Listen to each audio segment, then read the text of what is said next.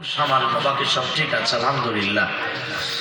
আল্লাহ পাক বলেন কোরআনুল কারীম যখন পৃথিবীর মানুষের সামনে পেশ করা হয়, এই কোরআনের বক্তব্য যারা শুনে, শ্রবণকারীদের ভিতরে সকলেই মানে না। মানা তো দূরের কথা, সবাই তো মনোযোগ দিয়ে শোনেই না,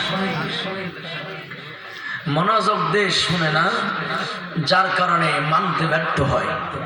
আপনি দেখুন, আমাদের বক্তব্যগুলা যদি সঠিকভাবে শ্রবণ করত, তাহলে বিগত 16 বছরে এই চেয়ারে আমার বাম পাশে, আমার ডান পাশে, আজকে তো মুরব্বীরা আলেমরা বসা, কিন্তু বিগত দিনে বসতো কারা?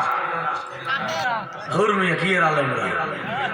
ওরাই ছিল সভাপতি, ওরাই ছিল প্রধান অতিথি। ওরা 16 বছর আমাদের ওয়াজ শুনেছে প্রতি মাহফিলে, কিন্তু 16 বছরে বয়ান শোনার পরে আমরা ফলাফল কি পাইলাম? আমাদের বয়ানও শুনলো, আর এক একটা জাতির বড় বড় চোর হয়ে দাঁড়াইলো।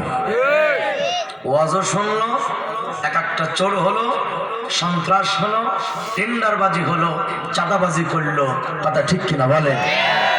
তাহলে এই ওয়াজ শোনার দ্বারা তাদের জীবনের পরিবর্তন কেন হলো না? আল্লাহ পাক সে কথাটি কোরআনুল কারীমে তুলে ধরেন এভাবে। আল্লাহ তাআলা বলেন,